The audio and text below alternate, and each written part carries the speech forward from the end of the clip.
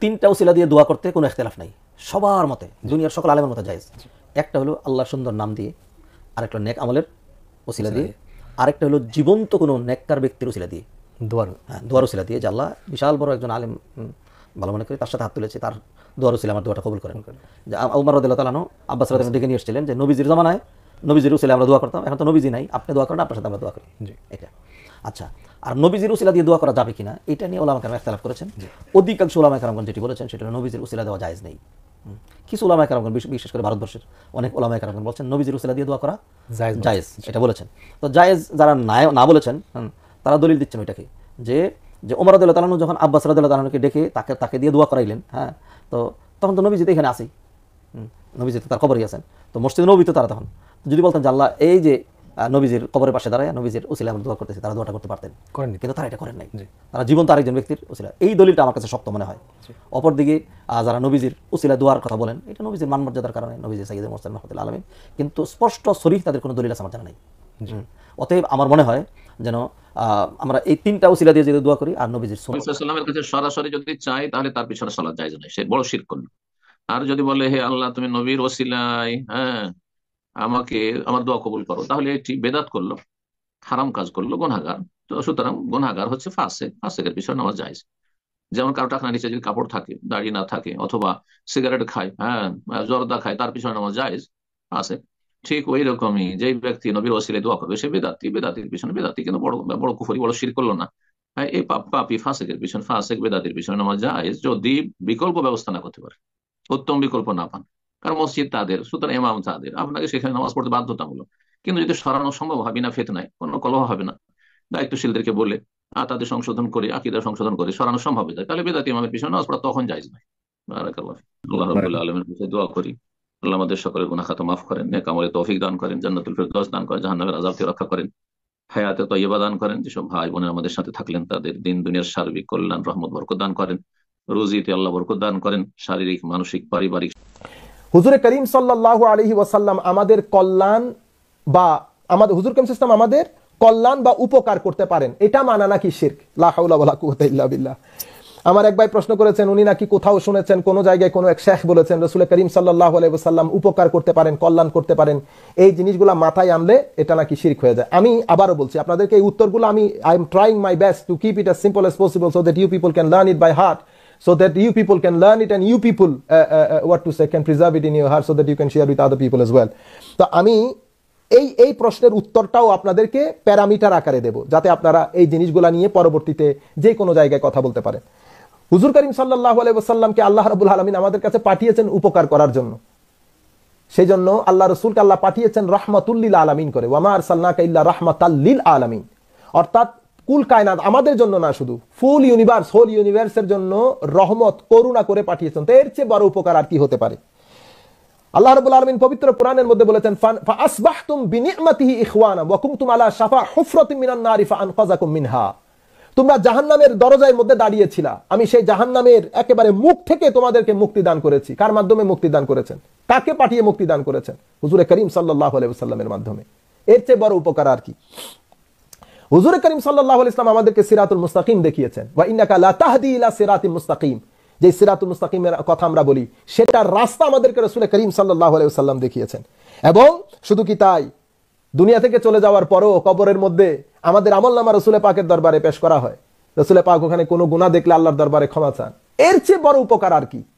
কিয়ামতের ময়দানে সবাই হাহাকার করবে, আমার রাসূল বলছেন, ওয়া আনা আউয়ালু শাফিঈন আউয়ালু মুশাফফা, আমি সর্বপ্রথম শাফাআতের দরজা উন্মোচন করব, আমার শাফাআত আল্লাহর দরবারে আল্লাহ গ্রহণ করবেন। কুল কায়নাত যখন একেবারে মানে সাইলেন্ট থাকবে, there will be no sound, everybody would remain silent, everybody would remain silent. I will be the first one, আমি আল্লাহর দরবারে প্রথমে as an spokesman from the on behalf of the whole humanity, I will start talk, I will give a lecture, heart touching lecture in the court of Allah Almighty on behalf of the whole humanity. আমি সকল হিউম্যানিটির পক্ষ থেকে আল্লাহর দরবারে প্রথম আমি কথা বলবো। এর চেয়ে বড় রহমত, এর চেয়ে বড় উপকার আর কি হতে পারে? যাই হোক, আমি মূল কায়দাটুকু আপনাদেরকে বলি।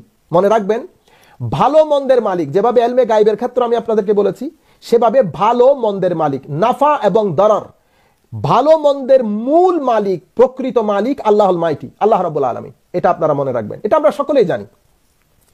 কেউ যদি আপনার ক্ষতি করতে চায় এবং আল্লাহ রাব্বুল আলামিন যদি সেটা না চান, কোনো মায়ের ছেলের সাধ্য নয় আপনার ক্ষতি করে।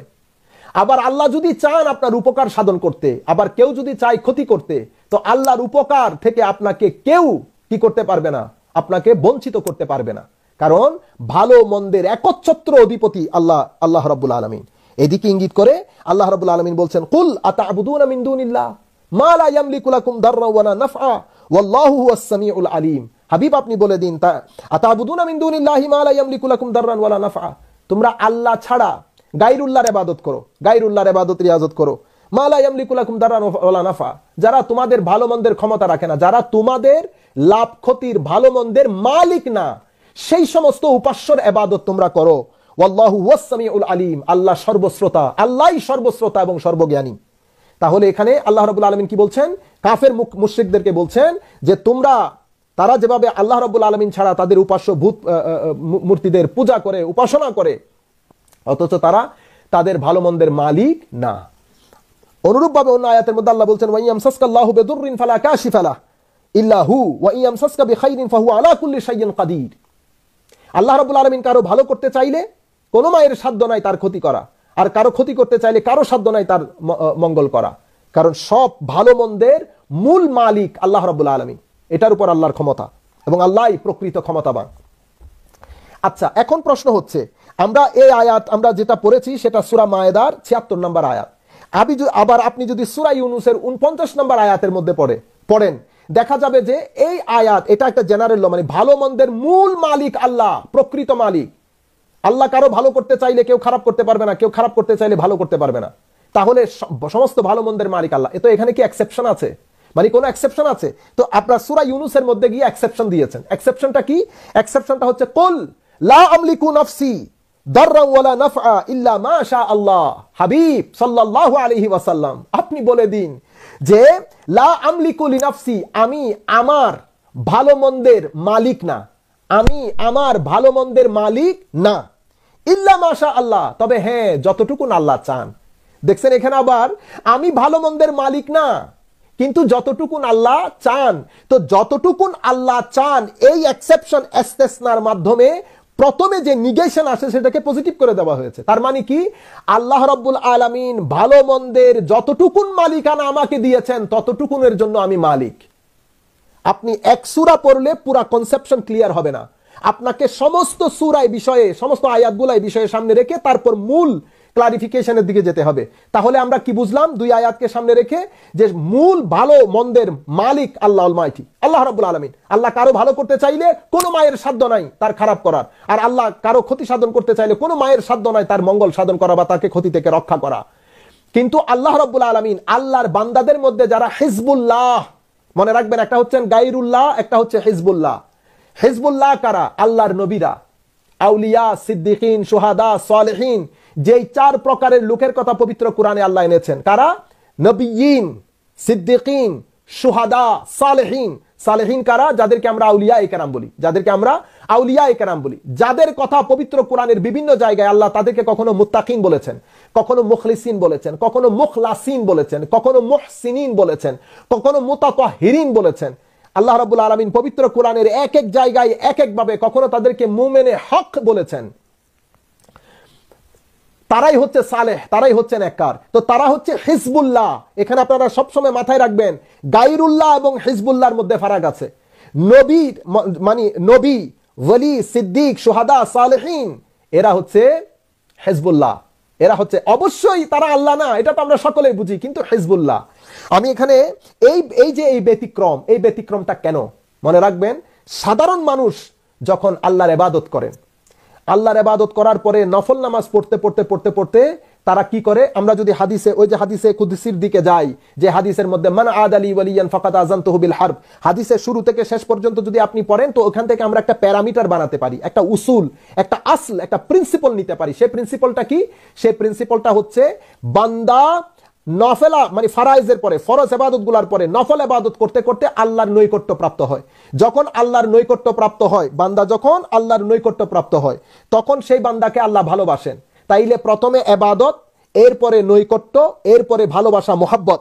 মহব্বত করার পরে যখন ওই বান্দাটাকে আল্লাহ মহব্বত করেন, আল্লাহ তাকে নিয়াবত নায়েব বানান, নিজের নায়েব বানিয়ে ফেলেন। নায়েব বলতে আল্লাহর রিপ্রেজেন্টেটিভ, আল্লাহ রিপ্রেজেন্টেটিভ।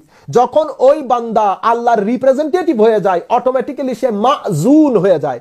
মাযুন মানে সেই ব্যক্তি আল্লাহ রাব্বুল আলামিনের পক্ষ থেকে স্পেশাল, মানে একটা হয় না ডেলিগেশন অফ পাওয়ার, আল্লাহ রাব্বুল আলামিন সেই ব্যক্তিকে আল্লাহর পক্ষ থেকে কিছু দয়া অনুগ্রহ দান করেন। সেই দয়া অনুগ্রহ ওই ব্যক্তি নিজের ইচ্ছা মতো খরচ করেন। মাযুন পবিত্র হাদিসে পাক যদি আপনি পড়েন, হাদিসের শেষ অংশে গিয়ে আপনি দেখবেন, আপনি পাবেন যে আমার ওই বান্দা যদি আমার কাছে কোনো কিছু চায় আমি অবশ্যই তাকে দান করি। এটা হচ্ছে পারমিটেড হয়ে যাওয়া। মানে আপনি আমার দোকানে কাজ করেন, দোকানে কাজ করতে করতে করতে করতে অনেক বছর হয়ে গেছে, পরে আমি আপনাকে ক্যাশ বক্সের ডিলিংস পর্যন্ত দিয়ে দিয়েছি।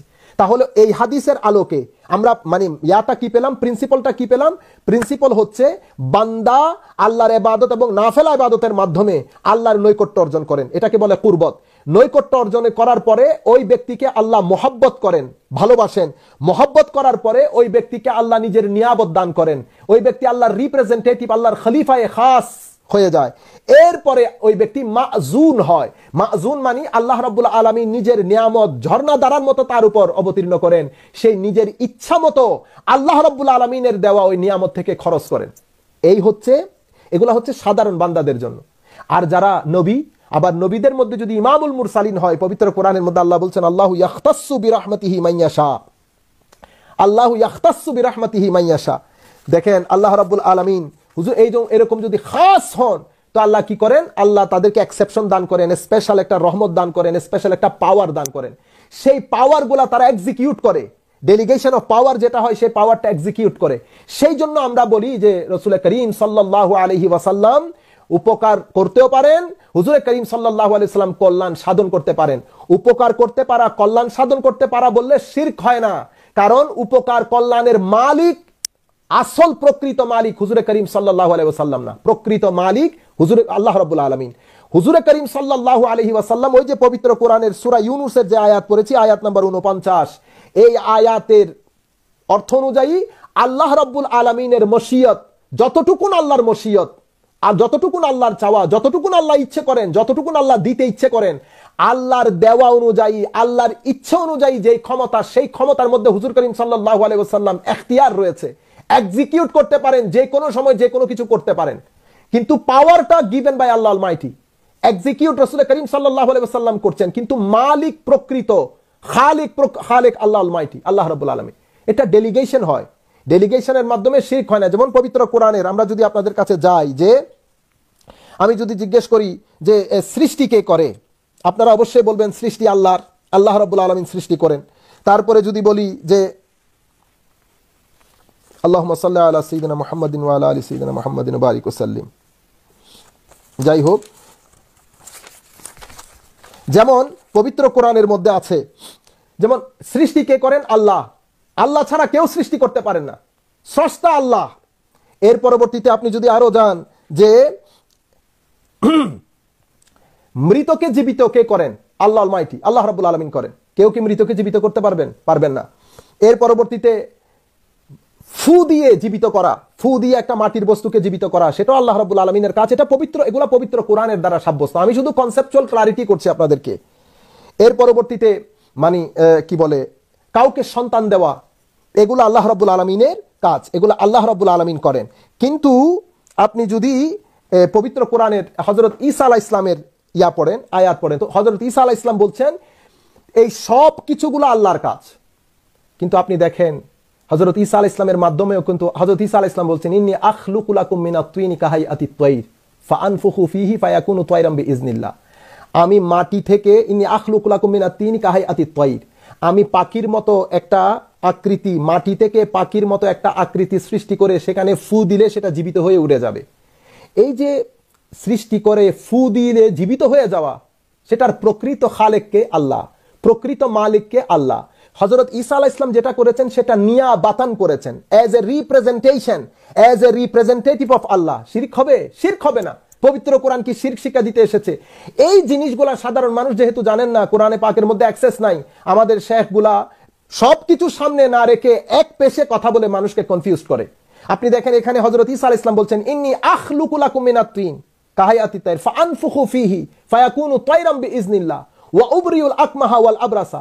আল্লাহ রাব্বুল আলামিন যেই ব্যক্তিকে আল্লাহ বলছেন তাবারাকাল্লাহু আহসানুল খালিকিন, আল্লাহ সবচেয়ে উত্তম স্রষ্টা। এই উত্তম স্রষ্টা যেই ব্যক্তিকে নাবিনা তথা অন্ধ বানিয়েছেন, হযরত ঈসা আলাইহিস সালাম বলছেন আমি সেই ধরনের ব্যক্তিকেও আমি জাস্ট টাচ করে মাসা করে দিলে সেই ধরনের ব্যক্তিকেও আমি সুস্থ করতে পারবো, আমি দৃষ্টিশক্তি ফেরত দিতে পারবো। তাহলে আহসানুল খালিকিন যাকে অন্ধ করেছেন, হযরত ঈসা আলাইহিস সালাম যে তাকে অন্ধত্ব ফিরিয়ে দিচ্ছেন, এটা কিভাবে ফিরিয়ে দিচ্ছেন? হযরত ঈসা আলাইহিস সালামকে না, এটা অরিজিনালি তো আল্লাহ রাব্বুল আলামিন ছাড়া সম্ভব না, এটা হচ্ছে ডেলিগেশন অফ পাওয়ার। এটা হযরত ঈসা আলাইহিস সালামের মাধ্যমে, এগুলাকে আমরা বলি মুজিজাত। কি বলি? মুজিজাত। মুজিজাত এগুলা দিয়েছেন কে? এটা হচ্ছে আল্লাহর কুদরতের বহিঃপ্রকাশ, আল্লাহর কুদরতের বহিঃপ্রকাশ। আল্লাহ রাব্বুল আলামিনের পক্ষ থেকে স্পেশাল একটা ডেলিগেশন অফ পাওয়ার হয়েছে। আল্লাহর খাস হওয়ার কারণে, আল্লাহর নিকটতম বান্দা হওয়ার কারণে, আল্লাহর মহব্বতের বান্দা হওয়ার কারণে আল্লাহ রাব্বুল আলামিন তাদেরকে একটা পাওয়ার দান করেছেন। তারা আল্লাহর নায়েব হওয়ার কারণে, যেহেতু তারা আল্লাহর বন্ধু এবং আল্লাহর বন্ধু হওয়ার কারণে তারা আল্লাহর নায়েব হয়েছেন, এবং আল্লাহর নায়েব হওয়ার কারণে তাদেরকে আল্লাহ স্পেশাল কিছু পাওয়ার দান করেছেন। সেই পাওয়ারগুলো এক্সিকিউট করছে, এবং সেই এক্সিকিউশনগুলো পবিত্র কোরআনের মধ্যে যদি আমরা হযরত জিবরিল আমিনকে যদি দেখেন, উনি কি বলেছেন? লি আহাবা লাকে গুলামান জাকিয়া, আমি এসেছি আপনাকে সন্তান দিতে। হযরত মরিয়ম আলাইহিস সালামকে বলছেন। আমরা জানি ওয়াহাব, দেনেওয়ালা একমাত্র আল্লাহ, কিন্তু এখানে হযরত জিবরিল বলছেন আমি এসেছি লি আহাবা লাকে গুলামান জাকিয়া, আপনাকে একটা পুত পবিত্র সন্তান দান করতে। তো দেওয়া কি জিবরিল আমিনের কাজ? অবশ্যই না, দেওয়া তো আল্লাহর কাজ। এটা হচ্ছে জিবরিল আমিন নায়েব of Allah, as a representative of Allah almighty. আল্লাহ রাব্বুল আলামিনের পক্ষ থেকে পাওয়ার নিয়ে, ওই পাওয়ার যে ডেলিগেশন হয়েছে সেই পাওয়ারটাকে এক্সিকিউট করছে, কিন্তু এটা on behalf of Allah Almighty. এখানেও এই যে ইল্লা মাশাআল্লাহ, রাসূল করিম সাল্লাল্লাহু আলাইহি ওয়াসাল্লাম উপকার যেটা আমাদের করছেন, আল্লাহ রাব্বুল আলামিন রাসূল করিম সাল্লাল্লাহু আলাইহি ওয়াসাল্লামকে একটা ডেলিগেশন অফ পাওয়ার করেছেন। মাহবুব হওয়ার কারণে, হাবিব হওয়ার কারণে, রাসূল পাক আল্লাহ রাব্বুল আলামিন ইমামুল মুরসালিন হওয়ার কারণে, আল্লাহর খাস বান্দা হওয়ার কারণে আল্লাহ রাব্বুল আলামিন হুজুর করিম সাল্লাল্লাহু আলাইহি ওয়াসাল্লামকে এই পাওয়ার দিয়েছেন। এখানে শিরক আপনি কোথায় পেলেন? এটা তো রাসূল পাকের শান, আজমত, মর্তবা, এটা রাসূল পাককে খুদ আমার আল্লাহ দান করেছেন। উম্মত হিসেবে তো আমাদের খুশি হওয়ার কথা। এগুলোর মাধ্যমে, এগুলাই হচ্ছে সত্যিকার তাওহীদের চর্চা।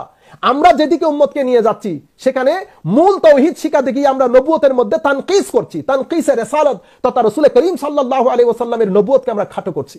হযরত ঈসা আলাইহিস সালামের শান যদি এটা হয় যে খুদ আল্লাহ রাব্বুল আলামিন যাকে অন্ধ বানিয়েছেন, এমন ব্যক্তির ব্যাপারে বলছে ওয়া উবরিউল আকমাহা ওয়াল আবরাসা, আমি নাবিনা অন্ধ ব্যক্তিকে যাকে আল্লাহ খুদ অন্ধ বানিয়েছেন, মায়ের পেট থেকে যে অন্ধ হয়ে এসেছে তাকেও আমি ঠিক করতে পারি, আমি ফু দিলে জীবিত হয়ে চলে যাবে। ওয়া উহিল মাউতা, মৃত্যু দিয়েছেন আল্লাহ, মৃত্যু কে দিয়েছেন? আল্লাহ। এমন ব্যক্তিকে হযরত ঈসা আলাইহিস সালাম বলছেন আমি তাকেও, যে এই ব্যক্তিকে আল্লাহ মৃত্যু দান করেছেন তাকেও আমি জীবন দান করতে পারি। এখন এই কাজগুলো আমি কিভাবে করি? কবি ইজনে রব্বি, আমার আল্লাহ আমাকে মাযুন করেছেন, আমার আল্লাহ আমাকে পারমিশন দিয়েছেন এটা করার জন্য, এটা আল্লাহর পারমিশনের মাধ্যমে আমি করছি। এটাকে বলে মাযুন, মানে পারমিটেড হওয়া। অর্থাৎ আল্লাহ রাব্বুল আলামিনের খাস নৈকট্য প্রাপ্ত হওয়ার কারণে আল্লাহ যে একটা পাওয়ার, ডেলিগেশন অফ পাওয়ার করেছে, সেই পাওয়ারটাকে এক্সিকিউট করা, সেটার এক্সারসাইজ করা, নাথিং এলস। এটা শিরক হবে কেন? শিরক তো তখন হবে যদি আমরা বলি হযরত ঈসা আলাইহিস সালাম মুর্দাকে জীবিত করেছেন যেভাবে আল্লাহ মুর্দাকে জীবিত করেন, এবং যেভাবে আল্লাহ করেন, এবং আল্লাহ যদি চান এই ব্যক্তিকে যে জীবিত না করতে পারুক, আল্লাহ না চাওয়া সত্ত্বেও ঈসা আলাইহিস সালাম করতে পেরেছেন, তাহলে তো শিরক হবে, তাহলে তো আল্লাহর উপরে তুলে ফেলেছি। না না না না না না, এই জন্য মূল কনসেপ্টটা আপনাকে আমাকে বুঝতে হবে যে মূল কনসেপ্টটা কি। আপনি শুধুমাত্র একটা আয়াত যদি বলেন তাহলে মূল কনসেপ্টটা ক্লিয়ার হবে না, আপনাকে দুই আয়াত সামনে রাখতে হবে। মায়েদার 76 নম্বরটা আয়াত তো সামনে রাখবেন, ইউনূসের 49 নম্বর আয়াতটা সামনে রাখবেন। দুইটা আয়াতকে সামনে রাখলে তারপর আপনি প্রিন্সিপাল বের করতে পারবেন, কনক্লুশনের মধ্যে যেতে পারবেন। কনক্লুশনের মধ্যে কি? প্রকৃত উপকার অপকারের মালিক আল্লাহ, কিন্তু আল্লাহ রাব্বুল আলামিন রাসূল করিম সাল্লাল্লাহু আলাইহি ওয়াসাল্লামকে আল্লাহর খাস বান্দা হওয়ার কারণে ইল্লা মাশা আল্লাহ, আল্লাহর পাওয়ার, এই পাওয়ারটা এক্সারসাইজ করার জন্য ডেলিগেট করেছেন রাসূল করিম সাল্লাল্লাহু আলাইহি ওয়াসাল্লামকে।